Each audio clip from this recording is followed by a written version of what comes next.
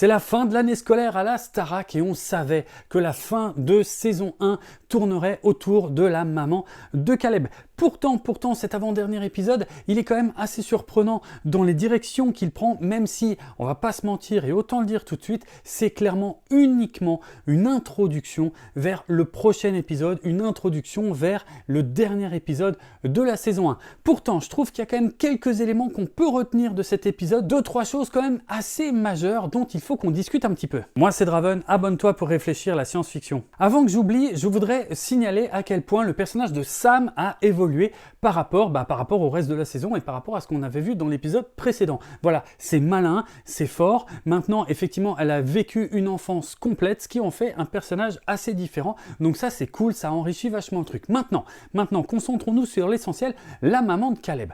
On savait qu'il serait question de ça. Ce que je pensais pas, par contre, c'est que ça irait aussi vite. En fait, il la repère, il va... Alors, évidemment, c'est un petit peu artificiel parce qu'il peut pas y aller tout seul, donc il y a les autres qui arrivent avec lui. Bon, ok, admettons. Bref. Et donc, il y va, il la retrouve finalement assez rapidement. Je pensais pas que ça irait aussi vite. Je voyais pas ça s'articuler comme ça. Ok?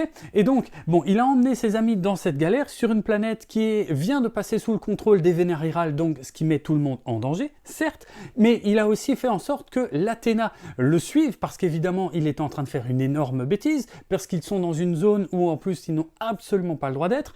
Quand même, l'Athéna va les chercher pour les sauver. Ça, c'est cool. Mais du coup, ça va poser un gros problème. Un gros problème en apparence, mais qui va aussi être clairement la solution de l'épisode suivant. Parce qu'on apprend que Nousbraka est en train de prendre au piège, en fait, tous les vaisseaux de la Fédération, donc dans une zone qu'il a clairement délimitée. Sauf que ce qu'il ne sait pas, c'est que l'Athéna est le seul vaisseau qui est en dehors de cette zone. On est d'accord, tu le vois venir, le fait que l'Athéna va être le seul vaisseau en capacité de sauver toute la Fédération. Bon, ce qui est assez choquant, c'est que l'Athéna, au fait, finalement, ce vaisseau, il avait l'air hyper prometteur, on l'a jamais vraiment vu en action, et puis là en plus il est déjà démonté en morceaux, il n'en reste plus que la soucoupe principale. Ça c'est assez surprenant. Je me demande aussi comment la maman de Caleb va réussir à accepter le fait que la Fédération finalement est les gens qui viennent le sauver, alors qu'elle considère que la Fédération est celle qui lui a enlevé son fils et qui lui a gâché sa vie. Ça va être intéressant.